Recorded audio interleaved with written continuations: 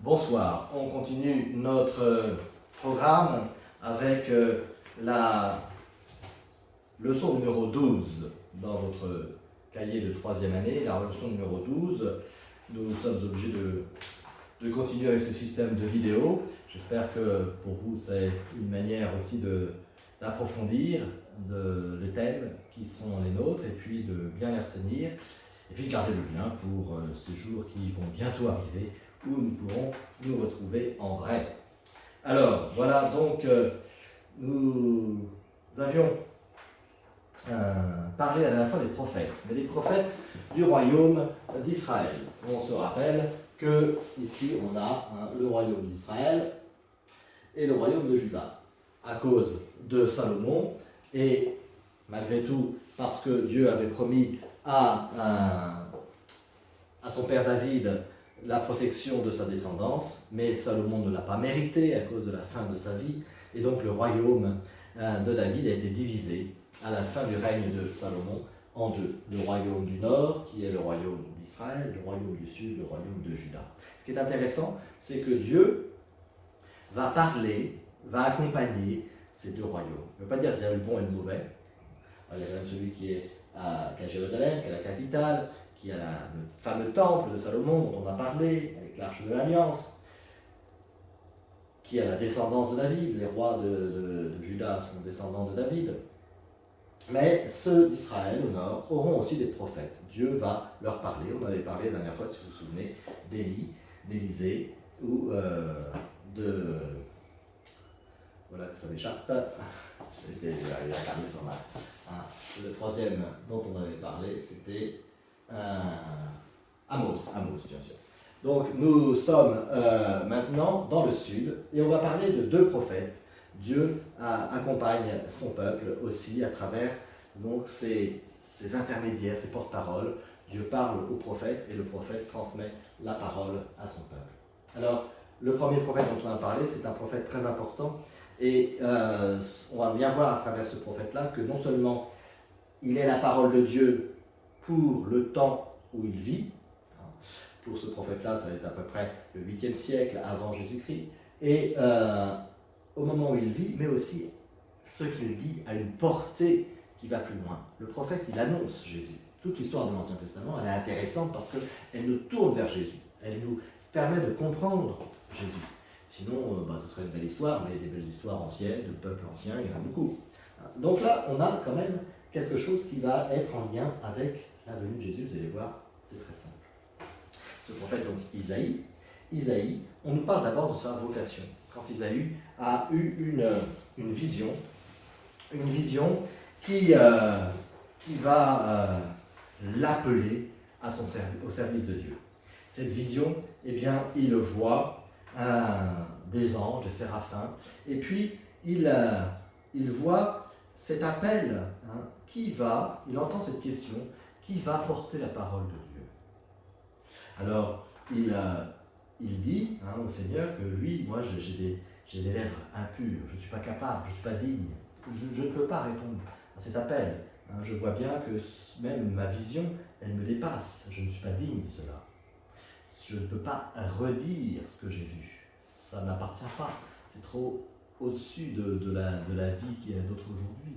C'est quelque chose du ciel que j'ai pu percevoir, on m'a donné de voir, mais je ne peux pas le dire. Et là, eh bien, il va voir à ce moment-là un ange qui va prendre une pierre brûlante, un charbon, qui va lui toucher les lèvres. Le feu, c'est ce qui purifie. Alors c'est symbolique, c'est dans sa vision, bien sûr, ça ne lui a pas grillé les lèvres, mais c'est pour lui dire, eh bien, c'est Dieu qui t'appelle, et donc c'est Dieu qui va te donner les moyens de ce qu'il attend de toi. Et ce que tu diras, ce n'est pas simplement tes idées ou ce que tu as envie de dire, c'est la parole de Dieu. Et donc, Dieu vient purifier tes lèvres pour que tu puisses parler en son nom. Voilà la vocation d'Isaïe au départ, pour bien montrer que le prophète, c'est plus que la personne. C'est le choix de Dieu. Le choix et la présence de Dieu qui est porté à travers ce qu'il va dire. Là, il y a déjà quelque chose de Jésus. Jésus, ça ne sera pas simplement un prophète, ce sera Dieu lui-même. Vous voyez, cette parole, elle dépasse la personne, elle est la présence de Dieu. Et ce sera de manière parfaite et définitive avec Jésus. Puisque Jésus Jésus, c'est la parole, mais le Verbe, c'est Dieu lui-même. Ce n'est pas simplement des mots qu'on dit au nom de Dieu, ce ne sont pas des mots que Dieu m'a inspirés, c'est Dieu lui-même. Mais là, on s'approche progressivement d'une parole humaine, on s'approche d'une parole qui est Dieu. Qui est la parole de Dieu, comme dans nos liturgies, vous savez, à la messe, quand on dit à la fin d'une lecture, parole du Seigneur. Voilà, ce n'est pas simplement des mots intéressants, ce n'est pas simplement des belles histoires anciennes, c'est la parole, c'est Dieu qui s'adresse à moi, c'est Dieu qui est présent à travers ce qu'il me dit. Et alors ce prophète, il est dans une histoire. Il est dans une histoire de bagarres, de conflits entre les différentes factions, les différents peuples. Il y a un roi qui veut s'associer avec le roi qui serait un dernier roi du royaume du nord d'Israël. Et il voudrait que Akaz, qui à ce moment-là, en 730 quelque chose, 734, était roi à Juda, à Jérusalem, eh bien il voudrait que Akaz s'associe avec lui. Et Isaïe, qui est le prophète d'Akaz, vient lui dire qu'il ne faut pas demander de signe au Seigneur, il faut simplement être proche du Seigneur, et il ne faut pas chercher à faire des calculs des alliances humaines, et il ne faut pas remplacer le lien qu'on a avec Dieu par des alliances et des calculs. Et pour cela, il lui dit, eh bien, Dieu fera un signe. Dieu fera un signe pour te montrer que c'est lui qui a l'initiative, c'est lui qui agit, c'est pas toi avec tes calculs qui va décider d'être plus fort que tel ou tel peuple. Si tu es proche de Dieu, si tu es plus fort que toi pour rester avec Dieu, alors le reste, ça se passera bien, t'inquiète pas. Mais ton combat, il est d'abord dans ton lien avec le Seigneur. Et il lui dit, cette parole, alors vous l'avez dans votre cahier qui est importante, alors on va voir si vous la comprenez, parce que c'est quelque chose qui va faire le lien avec des choses anciennes. Un rejeton sortira de la souche de Jessé.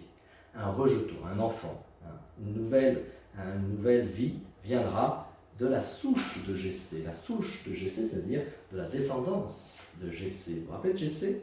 Jessé, le Bethléemite, qui habitait Bethléem. Samuel qui était venu le voir pour lui dire, il y a Dieu qui a choisi un roi parmi tes fils, et qui lui présente ses fils chacun son tour. Et finalement, c'est puis le dernier qui est parti chercher, on va chercher dans les champs, qui garde les moutons, David, qui sera choisi. Donc, Jessé, c'est le père de David, c'est le grand-père de Salomon, et c'est donc la souche, c'est les ancêtres de tous les rois, jusqu'à Akaz, à ce moment-là.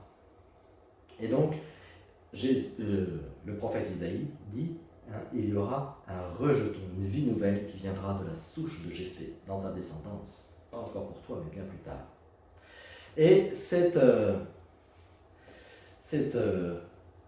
homme, il aura l'esprit de sagesse et d'intelligence, l'esprit de prudence, de courage, de connaissance, de crainte du Seigneur.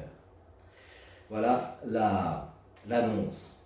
Et ce rejeton, Isaïe va dire, eh bien, il va être l'enfant de la Vierge. La Vierge enfantera un fils. Celle qui n'a pas connu d'homme, eh bien, donnera la vie. Ce qui n'est pas dans l'ordre naturel des choses, bien sûr. Donc ça, c'est quelque chose d'incroyable. Une femme qui n'a pas connu d'homme et qui aura un fils. Voilà ce que dit Isaïe à Jessé, 700 ans avant la naissance de Jésus. Pas Jessé, à Akaz. Isaïe dit à Akaz, 700 ans avant la naissance de Jésus. Quelque chose d'incroyable. Akaz aurait dû dire, mais c'est n'importe quoi. On n'aurait pas dû le garder, ça, comme parole. Ça n'a pas de sens. Et pourtant, c'est bien ce qu'Isaïe a dit. Et il continue, cet enfant, on l'appellera l'Emmanuel. Il lui donne un nom. Il y a comme ça, dans l'Ancien Testament, et dans Isaïe en particulier, beaucoup de noms qu'on donne à celui qui va venir. On l'appelait le Messie, c'est-à-dire le oint, le marqué de Dieu, celui qui est choisi par Dieu. Eh bien, il va avoir comme ça beaucoup de noms qu'on lui donne. Et des noms qui sont toujours dans le lien avec Dieu, l'envoyé, le messager de Dieu. Et là, on fait un pas. Avec l'Emmanuel, on va plus loin. Emmanuel, ça veut dire Dieu parmi nous. Voilà que celui qu'on annonce, ça ne sera pas simplement un envoyé de Dieu, ça sera Dieu parmi nous. Et là, il y a quelque chose d'assez extraordinaire. Là, on attendait tout, sauf ça. On ne s'attendait pas à ce que le Messie soit Dieu lui-même. On pensait simplement que c'est quelqu'un qui serait marqué, choisi, guidé par Dieu. L'Emmanuel, c'est Dieu parmi nous. Voilà ce qui est annoncé par le prophète Isaïe au roi Akaz. Plus tard, hein, on donnera à Joseph le nom de Jésus, qui veut dire Dieu sauve. D'abord, on annonce progressivement, ce Messie c'est Dieu, et après, qu'est-ce que Dieu viendra faire? Sauver Jésus. Voilà le nom Emmanuel, l'annonce du prophète Isaïe. Un autre prophète, puisqu'on avait vu plusieurs prophètes dans le royaume du Nord, on va en voir aussi plusieurs dans le royaume du Sud. Un autre prophète qui sera le prophète de la chute, un peu ce qu'était Amos pour le peuple du Nord d'Israël, celui pour le Sud qui viendra plus tard, puisque la chute c'est en 586, c'est au 6e siècle avant Jésus-Christ, c'est Jérémie. Jérémie, il est celui qui annonce au roi qu'il doit, devant les menaces extérieures, d'abord s'occuper d'être fidèle à son Dieu. Et Jérémie le fait d'une manière difficile, forte, parce qu'il n'est pas entendu. Et là, on a vraiment le rôle du prophète, c'est pas s'adapter à ce que les gens veulent entendre, c'est pas leur dire ce qu'ils veulent entendre, sinon il aurait fait de la politique, mais c'est de dire la vérité, de dire vraiment ce qui est. Voilà la parole de Dieu. Qu'elle vous plaise ou qu'elle ne vous plaise pas, voilà ce que Dieu vous dit. Voilà le rôle de Jérémie, et Jérémie ne va pas être entendu. Il ne va pas être entendu du tout. À l'époque de Jérémie, c'est un peuple de l'Est, d'un pays par là, la Syrie, qui va venir envahir le peuple de Babylone, avec comme roi Nabuchodonosor. Et voilà que Jérémie dit, mais non, il faut être fidèle à Dieu, et si nous sommes avec Dieu, Dieu sera avec nous, et nous n'avons pas à avoir peur de nos ennemis. Le roi n'écoutera pas Jérémie, il ne l'écoutera tellement pas qu'il le fera mettre en prison. Et lorsque Nabuchodonosor vient tomber sur Jérusalem, eh bien, il détruit le royaume du Nord, il tue beaucoup d'hommes, il détruit Jérusalem, il va emmener en exil le peuple qui reste, en exil, en prison, il va les emmener tous à Babylone. Et quand il va venir à Jérusalem, envahir, eh bien, il va trouver Jérémie en prison. L'ennemi de mon ennemi est mon ami, donc il va lui dire, si tu veux, je te libère. Et Jérémie répondra, bien non, moi je veux rester avec ce peuple. Si ce peuple est en prison à Babylone, je vais avec lui. Je pars en exil avec lui. Dieu m'a envoyé auprès de ce peuple, c'est pas pour que j'essaie de profiter d'une certaine liberté, c'est pour que je sois avec lui, quelle que soit la situation. Vous voyez, il n'avait pas eu d'esprit de vengeance, il a vraiment été jusqu'au bout. Par contre, quand il a vu la situation de Jérusalem qui était détruite, il a été vraiment totalement pris, il a été très ému, il s'est lamenté sur ce sort. Il l'avait annoncé, on ne l'a pas écouté, et il a été un des plus tristes de cette situation. Et cette lamentation, eh bien, est devenue un peu légendaire, c'est devenu une expression. Lorsque on se plaint, lorsqu'on se lamente, on dit qu'on fait des jérémiades, et bien ça vient de Jérémie, tout simplement. Les jérémiades, si vous avez entendu papa, maman vous dire « arrête tes jérémiades », c'est-à-dire arrête de te plaindre tout le temps, il y a pire que toi, t'inquiète pas, voilà, arrête de te plaindre, et bien c'est une expression qui vient de la Bible, de ce prophète Jérémie, qui a connu cette épreuve, et qui a dû se lamenter sur Jérusalem, qui a été tombée, qui était détruite, tout ce que Dieu avait permis à ce peuple repartait à zéro pratiquement. Et pourtant, il l'avait annoncé. Dieu n'avait pas abandonné son peuple. Et Jérémie n'abandonnera pas jusqu'au bout. Il ira en exil à Babylone. Voilà, donc pour cette leçon, on retrouvera le peuple pendant l'exil justement à Babylone pour les prochaines leçons. On va essayer de terminer en saluant notre petit poulain, si vous vous souvenez du poulain qui était né l'année dernière, qui a 1 an maintenant. Jussa du pays, il est dans le coin là, il est un peu craintif, il a peur, jouer à la fenêtre, ça lui a fait peur, on va voir s'il vient jusque là.